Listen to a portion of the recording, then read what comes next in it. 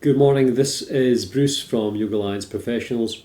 So in today's video we're going to have a look at the logic and the reason as to why we moved away from the old naming conventions for the membership levels. So the old RYT200, RYT500 and Senior Yoga Teacher. This is a question we get asked a lot, especially by our existing and older members.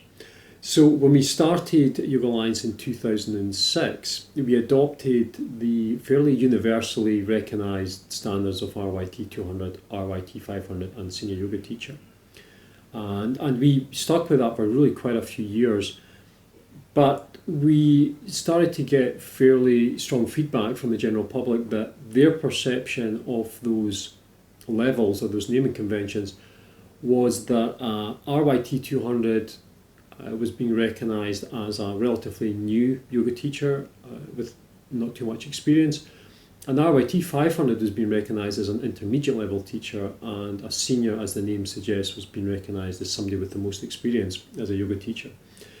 And that just never ever made sense for us, that essentially somebody could sit a 500-hour training course and end up recognised by the members of the public as an intermediate level yoga teacher, even though they had little or no experience actually teaching.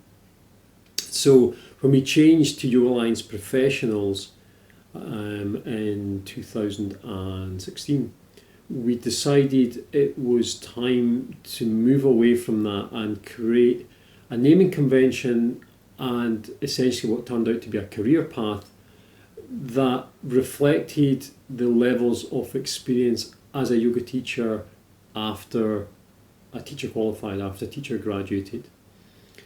And we also tied it up to the length of time you've been teaching. So to move up in the career path or to move up a level that takes you ultimately towards that senior yoga teacher, we'd be looking at how many hours you've taught in the public arena since you graduated and over what period of time. So for example, to go from the first level, associate level 1 to associate level 2, you must have completed a minimum of 1,000 hours of teaching over a minimum period of 2 years. So there really wasn't a way to shortcut that experience. And that's similar to pretty much any other occupation in the world, where you would do some sort of basic training to get you onto the first rung of the ladder, and then you continue to train and develop and gain more experience as you actually do the job. And for us, that really was exactly the same in teaching yoga, that only once you actually start teaching would you start to gain experience and more knowledge as a yoga teacher. So I hope that explains what our reasons were and makes it a little bit clearer.